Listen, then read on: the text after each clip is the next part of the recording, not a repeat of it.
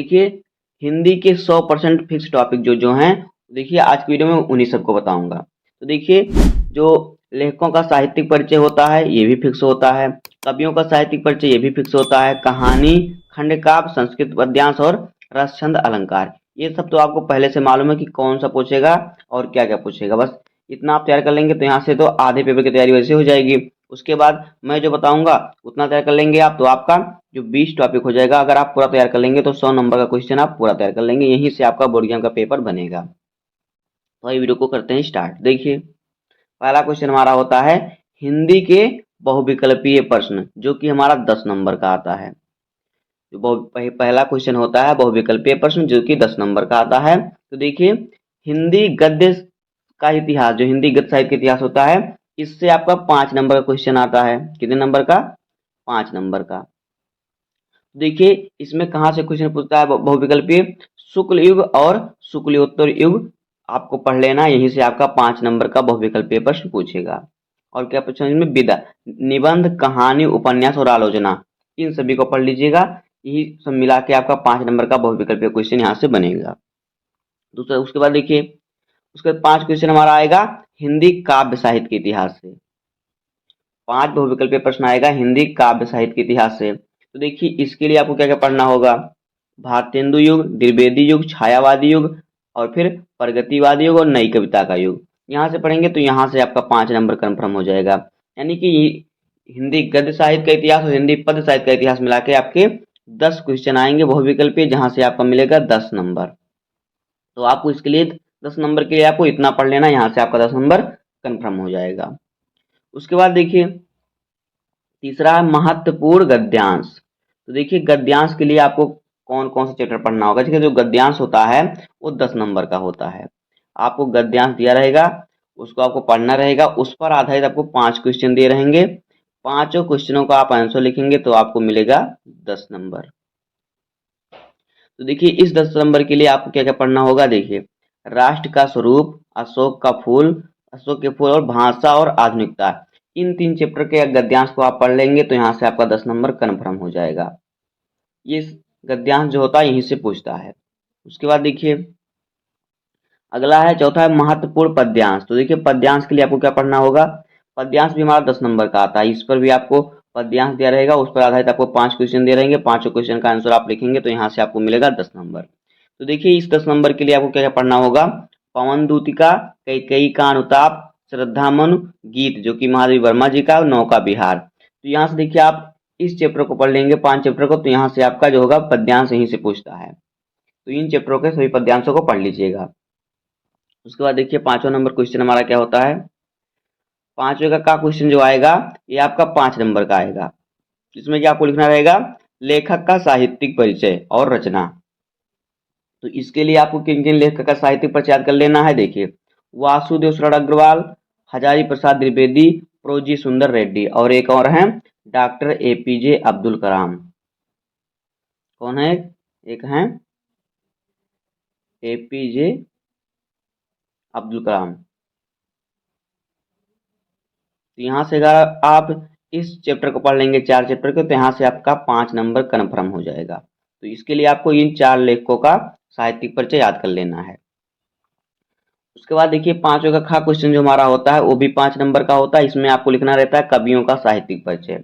तो कवि के साहित्यिक परिचय में आपको किन किन महत्वपूर्ण कवि का साहित्यिक परिचय याद करना है? देखिए मैथिली शरण गुप्त, जयशंकर प्रसाद और रामधारी सिंह दिनकर।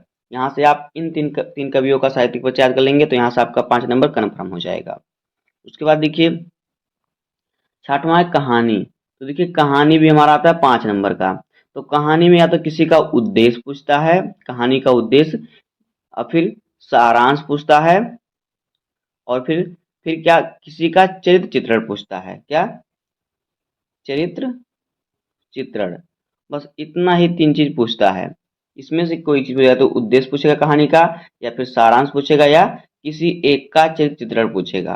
तो देखिए इसके लिए आपको क्या याद कर लेना है? यहाँ पे 5 नंबर पाने के लिए आपको पंचलाइट कहानी, बहादुर और ध्रुव यात्रा, आप बस यही 3 कहानी को पढ़ लीजिए, यहीं से आपका 5 नंबर कन्फर्म हो जाएगा। उसके बाद देखिए 7वां है खंड काव्य। तो देखिए जो खंड काव्य होता है ये तो आपके जिले के अनुसार आएगा कि आप कि जिले में कौन सा खंड कब आएगा, उसको आप पढ़िएगा, वही आपका 5 नंबर का हो जाएगा। तो उसको आप सर्च, आप जाएंगे यूट्यूब पे, वहाँ पे सर्च कीजिए कि जैसे कि हम मेरे जिले में कौन सा खंड कब आएगा, तो वहाँ पे आपको मेरा वीडियो मिल जाएगा, वहाँ से आप देख सकते हैं कि आपके जिले में कौन सा खंड कब आएगा। अन्यथा अगर आपको नहीं मिला तो आप हमारे चैनल के प्लेलिस्ट में जाकर भी वहाँ से देख सकते हैं।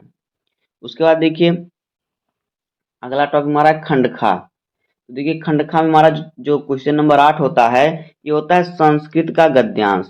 तो संस्कृत गद्यांश जो होता है ये 7 नंबर का होता है। कैसे, देखिए आपको संस्कृत का गद्यांश दिया जाएगा, उस पर आपको क्या करना रहेगा, संदर्भ लिखना रहेगा, और फिर संदर्भ पर आपको मिलेगा 2 नंबर, और हिंदी में अनुवाद करना रहता है, उस पर आपको मिलेगा 5 नंबर, यानी कि यहाँ से आपका मिला के 7 नंबर का हो जाएगा। तो देखिए इस 7 नंबर के लिए आपको कौन कौन सा चैप्टर पढ़ना होगा। देखिए जातक कथा, संस्कृत भाषायां महत्वम, महामना मालवीय, पंचशील सिद्धांत।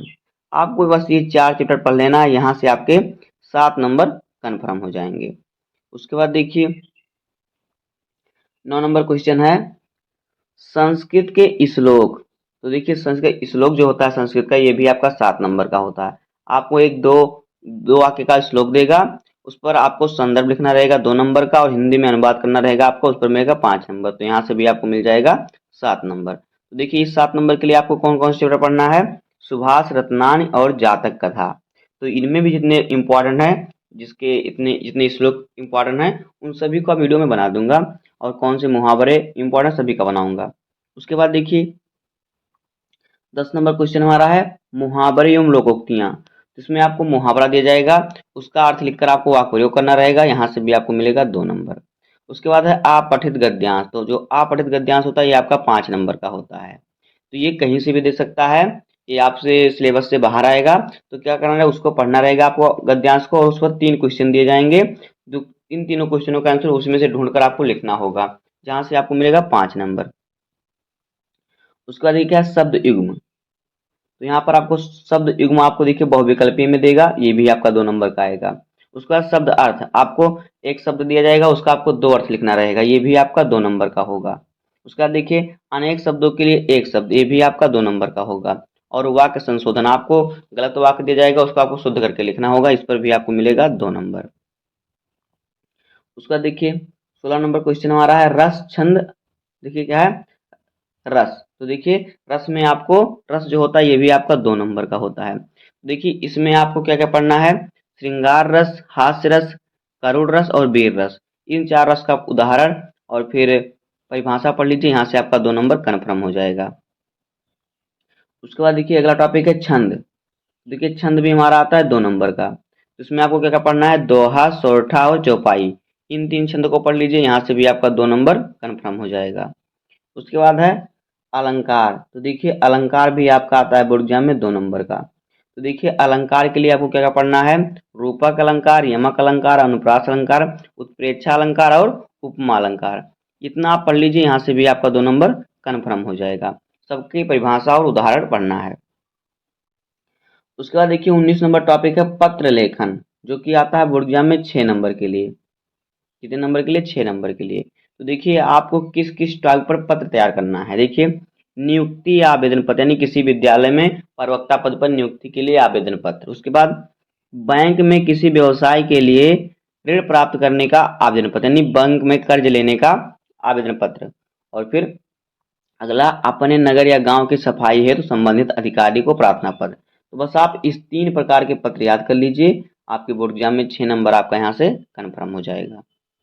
उसके बाद देखिए 20 नंबर टॉपिक हमारा है निबंध, जो कि हमारे बोर्ड एग्जाम में 9 नंबर का आएगा। कितने नंबर का, 9 नंबर का। तो देखिए आपको किन किन टॉपिक पर निबंध तैयार करना है। देखिए पर्यावरण प्रदूषण समस्या और समाधान, भारत में बेरोजगारी की समस्या, विज्ञान वरदान या अभिशाप, भारत में जनसंख्या वृद्धि की समस्या और आतंकवाद समस्या और समाधान। आपको इस 5 टॉपिक पर आपको निबंध तैयार करना है, यहाँ से आपके 9 नंबर कन्फर्म हो जाएंगे। तो पूरी हिंदी की तैयारी बस आपकी इतनी है। इतना आप 20 टॉपिक तैयार कर लीजिए, आप हिंदी में पूरे 100 में 100 अंक लेके आएंगे। तो बस आज के वीडियो में इतना ही। उम्मीद करता हूँ आपको वीडियो पसंद आया होगा। अगर आपको वीडियो पसंद आए तो वीडियो को लाइक कर दीजिए, चैनल पर नए सब्सक्राइब कर दीजिए, बेल आइकन को प्रेस कर दीजिए और एक प्यारा सा कमेंट कर दीजिए। अगर आपको किसी टॉपिक पर वीडियो चाहिए तो कमेंट बताइए, आपको टॉपिक वीडियो मिलेगा। तो मिलते हैं किसी नेक्स्ट वीडियो में, तब तक के लिए धन्यवाद। जय हिंद।